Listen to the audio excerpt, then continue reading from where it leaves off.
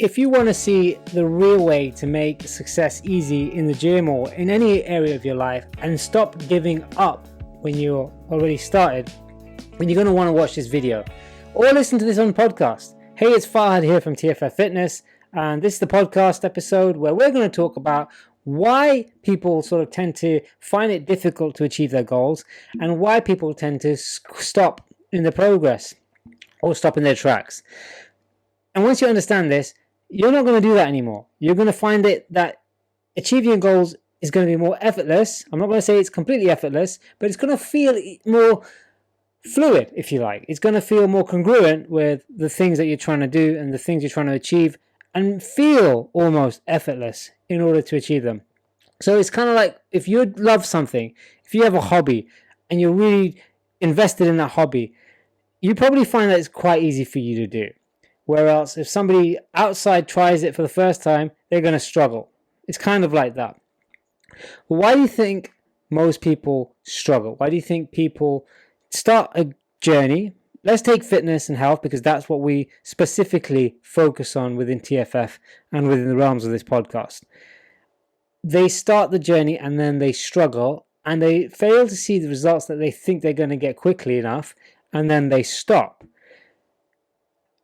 Do you ever feel like there is a part of you that sabotages yourself? Like there's a part of you that, you get so far in and then you stop seeing the results you're looking for. You start to stall and you're struggling to get past that next little part of where you want to go, that next stepping stone on your goal on your journey towards the ultimate goal of the health and physique you dream of, etc.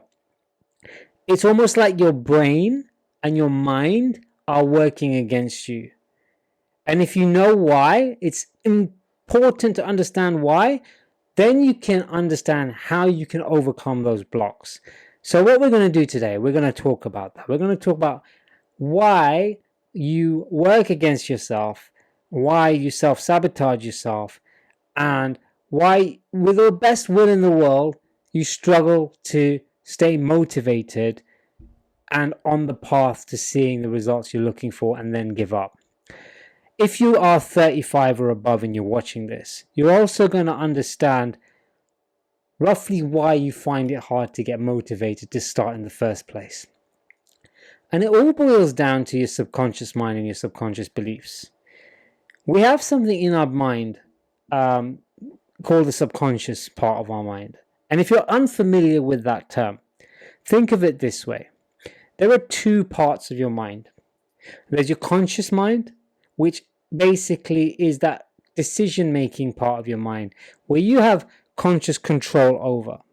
Like you can think a thought and you can execute on that thought because you thought it. And then there's a subconscious part of your mind which executes things that you don't have to necessarily think about. For example, I use this example a lot because I heard it from somebody else and it was a great example, but it's true. You don't have to think about various things that you have to do on a day-to-day basis just to keep you alive. These things include things like your heart beating, breathing, your respiratory system, your blood flow, your vital organs working. All of these things are taken care of automatically by something called your autonomous nervous system, which is deeply embedded within the subconscious mind. Your subconscious mind is like a hard drive, if you like, that stores things. It stores programs. And it stores programs within your operating system. So if you're familiar with computer vernacular, you'll understand what I'm talking about. An operating system is a piece of software that sits on the first layer of your hard drive, if you like, that basically controls everything. And it has software in there which is utilized to run the computer smoothly.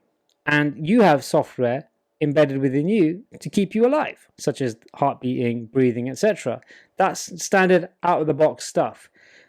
Slowly but surely you start installing new programs on this computer. And those programs will have different functions. Some of them will contain viruses. Some of them will contain malicious malware.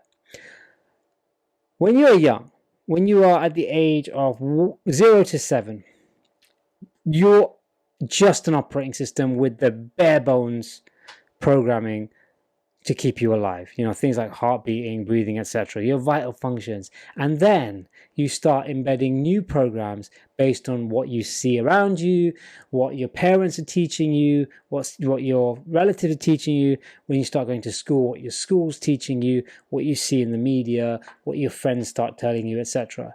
And your subconscious mind doesn't really care whether it's true or not. You start believing it. This is why kids believe in Santa Claus and the Easter Bunny and things like that. Because at that point, you have no reference for what's true and what's not. You just believe everything that's told to you.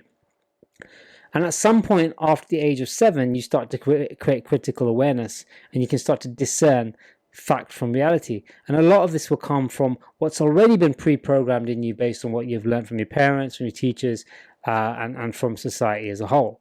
And as you grow older, you start to have more and more programs put in you. But some of these programs will basically resonate with the previous programs that you put in and create a bias towards belief.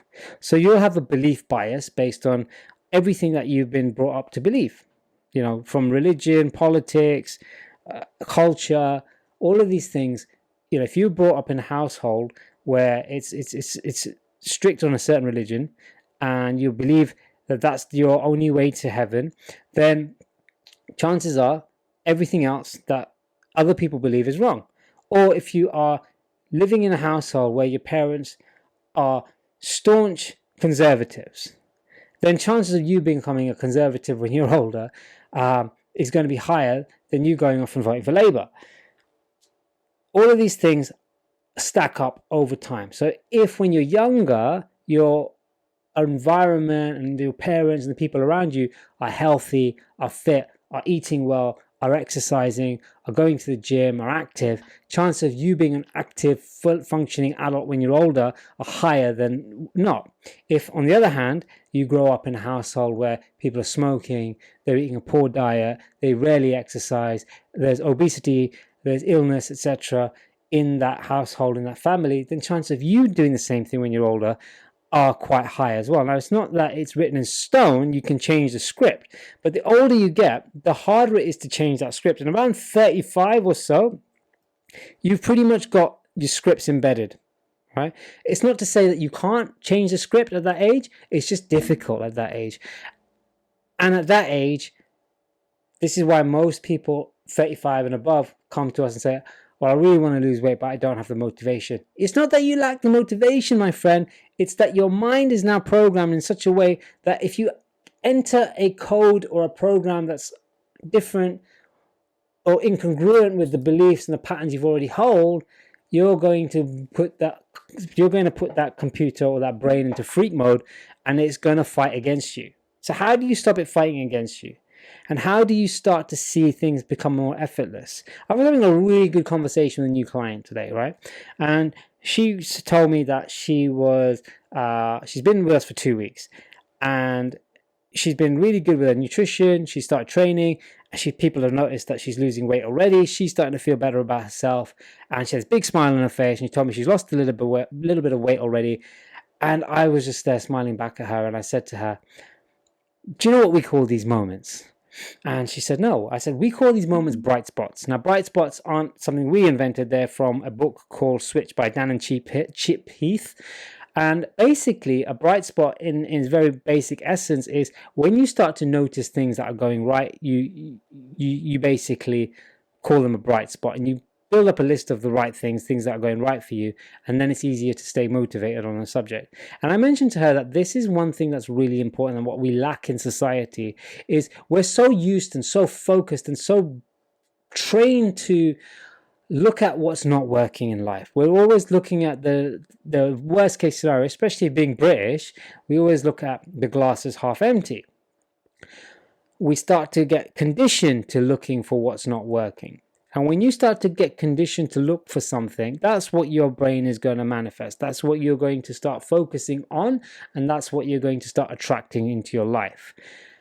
And the thing here is I told her, I want you to go on our board and write down your bright spot Because what's going to happen here is one of two things. Number one, you're going to start to get self-belief because you're going to start stacking the little wins up. Those little wins, start stacking them up, and then you'll start to see big wins. They're going to keep you motivated. You're going to get self-belief because you start seeing things are working, even if they're really, really small, and you're going to stay motivated and stay on track. The second thing is, and this is a little bit more sort of like deep-rooted neuroscience, is you're going to start rewiring the neural pathways in your brain to start focusing on what is working and what's not working. Because if you start training your brain to look for what's working, to look for those little wins, and you're writing things down of what's working, and you're physically writing things down, what's going to happen is your brain is going to start looking for those things.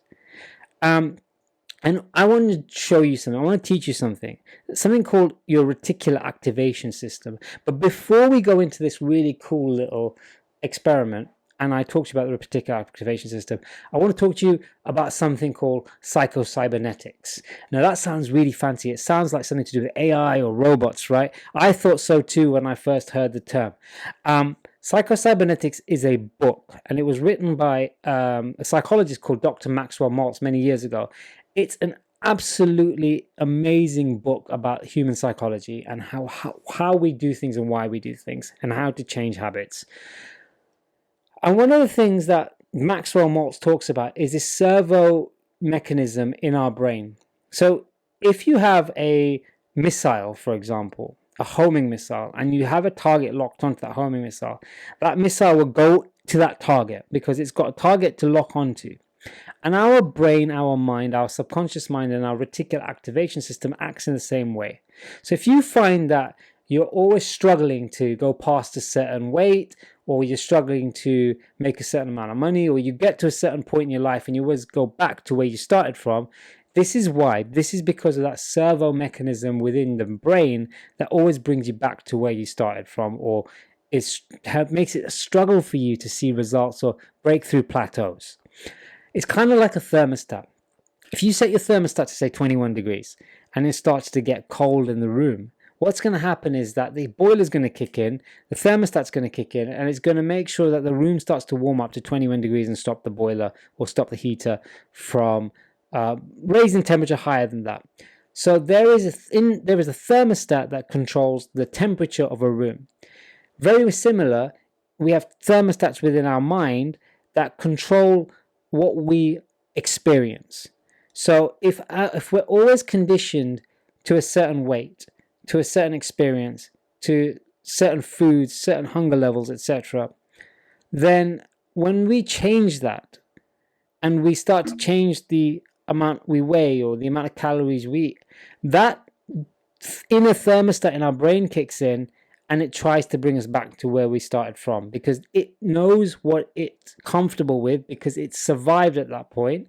And your subconscious mind in your brain has one major job, just like I told you earlier on, it's for your survival. So regardless of whether it's the right thing or the wrong thing, if it feels that this is the best thing for your survival, based on the information it already knows about you, based on its experiences, based on its belief, based on its programming over all of the years that you've been alive, then what's going to happen is you're going to have this internal set point programmed within you, and when you start to change, you're going to go back to that set point. And this is where the reticular activating system comes in. There's a part of your brain called the RAS, or the reticular activating system, which is that servo mechanism or thermostat. So what you sort of have in your brain that's focused and locked in, your brain will start looking for things. If you didn't have a reticular activating system, you'd basically get all of this input from the world, and you have all this information coming at you. Like, you'd go walking down the high street and you hear everything, and you wouldn't be able to filter anything out, and you wouldn't be able to filter anything important out that's going to help you survive or help you go in the direction of your focus.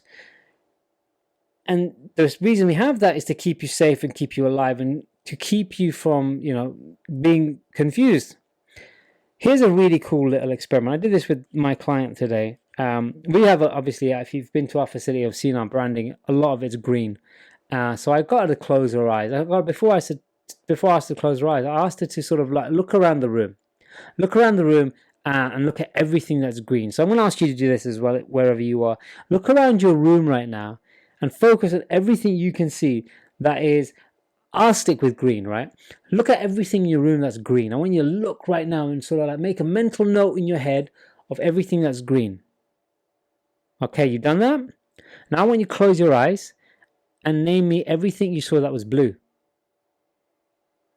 And now you're thinking, hang on a minute.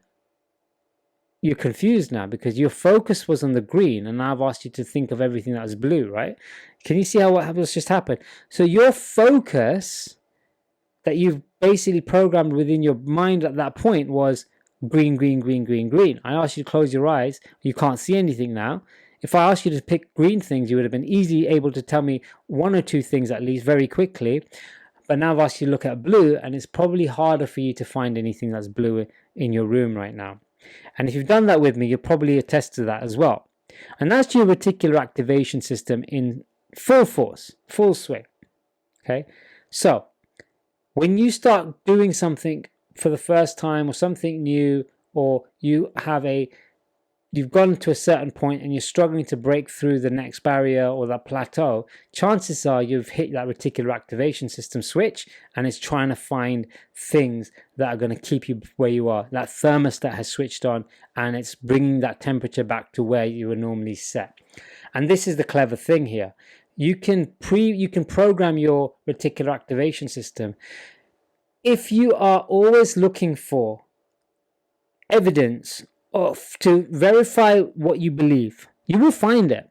It's called belief bias. And you will build up a repertoire of things in your experience that verify your beliefs. So if you believe that the earth is flat, and you really, really believe that to your core, you will start to attract and seek out and see evidence to support that fact. You'll start going on YouTube and on the internet, and you'll put, is the earth flat? And then your brain will automatically gravitate towards the websites and the videos that support your belief. Now, if your belief is you struggle to lose weight, if your belief is you're a fussy eater or a foodie, you're lazy, you struggle to lose weight, you store all your weight on your hips, guess what's going to happen? Now when you go out there and you're trying to change that script, but you've got those beliefs programmed within your brain and your mind, your subconscious mind, and your reticular activation system goes off to work, guess what it's going to look for to support your beliefs? It's going to look for evidence to support the beliefs you have about yourself. So if you're trying to lose weight, or you are stuck at a certain weight, so let's say you're stuck at 60 kilos and you want to get to 55, right?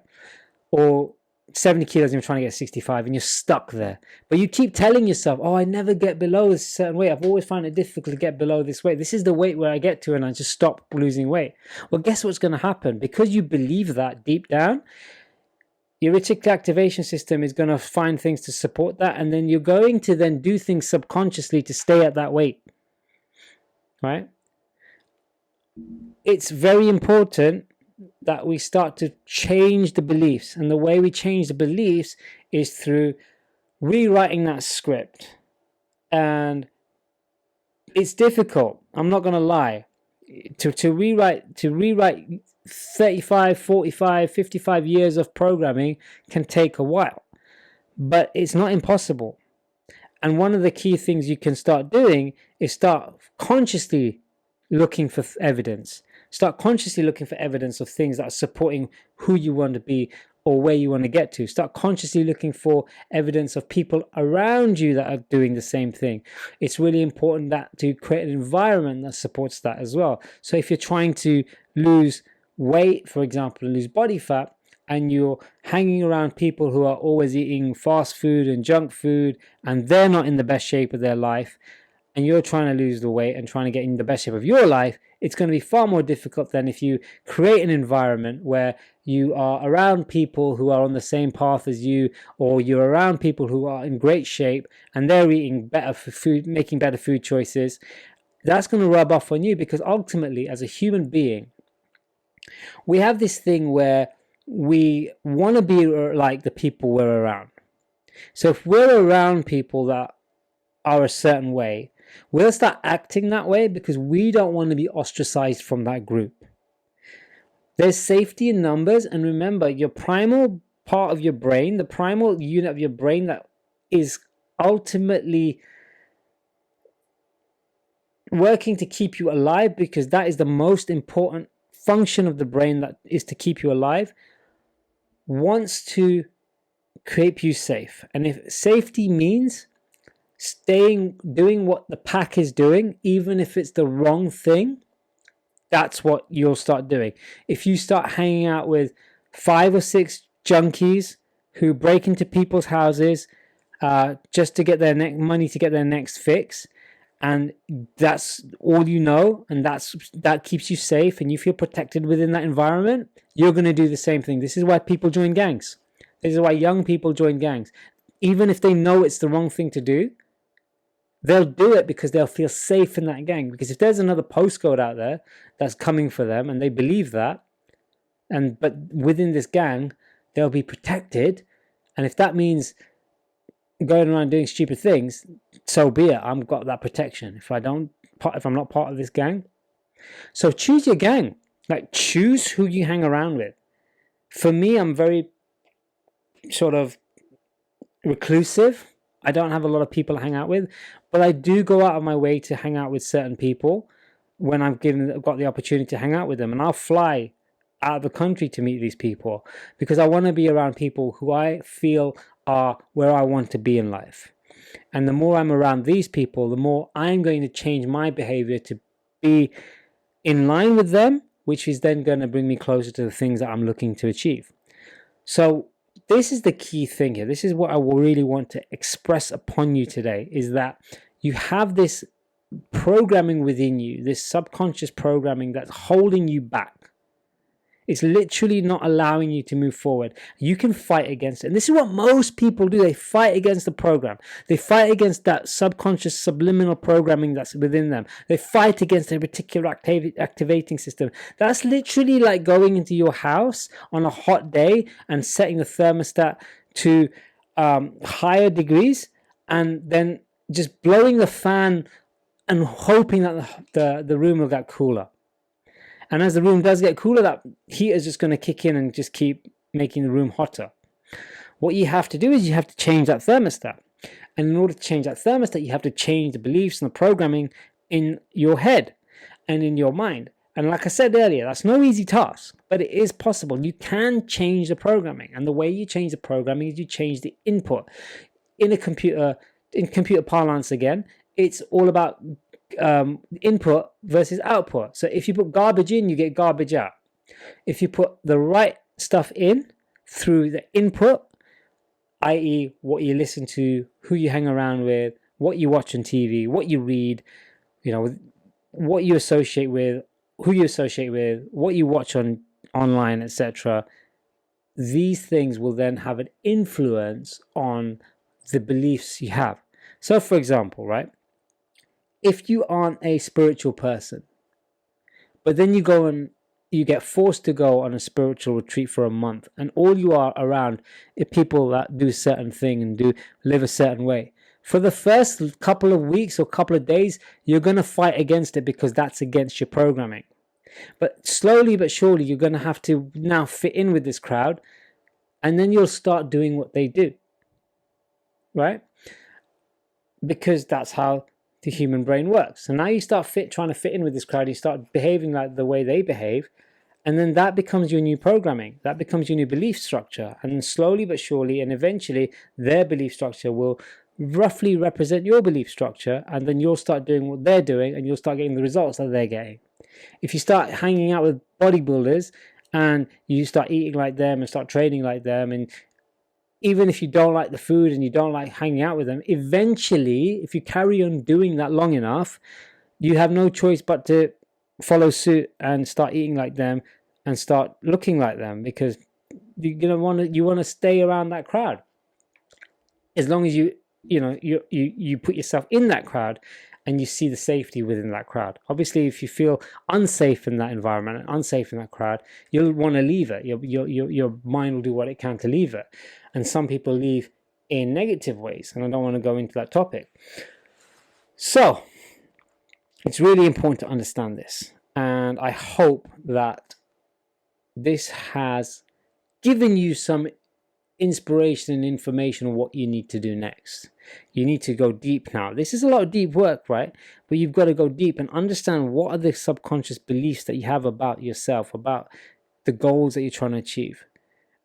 And then start to unpick it and try to rewrite that programming and try to sort of like find those fundamental programs that you've got currently running within your operating system of your subconscious mind that are holding you back. For example, this is a very popular example within the realms of personal development and especially sort of wealth creation, is that if you want to get successful and wealthy financially,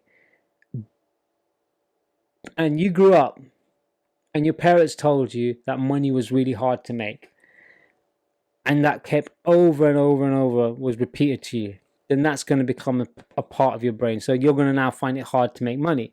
And then on top of that, you have another belief. You were told that money is the root of all evil, right? And you were told this, that money is, rich people are evil, rich people are cruel, they're manipulative, they treat people badly, all of these things that, you can see this in TV. Like when I was growing up, I noticed this very early on, that the rich characters were the bad guys in cartoons. You had, I used to love this cartoon called The Raccoons. And the bad guy was Cyril Sneer, who's a rich guy because he was like trade nature for money. He would always try to sort of like cut trees down and stuff like that. Mr. Burns in The Simpsons is portrayed as the bad guy. Scrooge McDuck, not so much. He is the good guy, but he's always portrayed as a little bit of a miser and a little bit of like somebody that is just too focused on money. You have even the movie Elf. If you watch the movie Elf, you can see it in there as well when he works in, and he works in that company. And that programming is then just put in our heads that rich people are somewhat bad. And then if you want to then start making money, but you've got this belief that rich people are bad, deeply rooted in your subconscious, you don't even know that at that time, then when you try to make money, you're not going to be able to do it. First of all, you find it hard because you've told yourself, or you've been told over and over when you were younger, money doesn't grow on trees, it's hard to make. And the second thing is, rich people are bad. You don't want to be bad, right? You don't want to be an evil person. So why would you want to be rich? It's the same thing with your fitness and your health. There might be times where people in your life look down upon fit people, or they thought, or you thought that if you started getting healthy and fit, you wouldn't fit in with your family anymore. And you don't want to not fit in with your family, so you subconsciously sabotage your own success. So it's important to go really deep within yourself, really deep within, what's going on a subconscious level. What's your program? What kind of program you've got? And start to make notes of what's holding you back and what your current programs and beliefs are, and then rewrite the script. That in itself is a whole video, a whole podcast episode. There's a lot of stuff on there on YouTube, and I will share something in the future on how to do that. But I wanted to leave you with that for now. We're already almost half an hour into this episode. I like to keep these episodes about half an hour or shorter. So let's call this part 1. If you want part 2, let me know in the comments below, and I'll start sort of like creating a video podcast series for you on how you can rewrite that script, how you can really sort of like reprogram your subconscious mind to start to make it more effortless for you. So if you want that, pop the comments in the box below, and like and subscribe to the channel. That will help you see any future content I create. Also share this with your friends if you feel that they'd get value from it as well. The more people that comment below, just going to be honest with you, the more people we can reach, because the algorithm will show it to more people. And we want to share a message of positivity. We want to share a message of hope. We want to share what's actually going to help people get results, not the hundreds of thousands of videos on just work harder, train harder, etc. Anybody can do that, but this is the stuff that's going to make the biggest difference to you. So if you appreciate that, if you're on the same page as me, if you're still watching this video, do that for me, please. Leave a comment below, like, subscribe, click the bell notification if you're watching this on YouTube, share it with a friend. All right, have a great day. I really appreciate you, and thank you for watching this, and I'll see you soon. Take care. Bye-bye.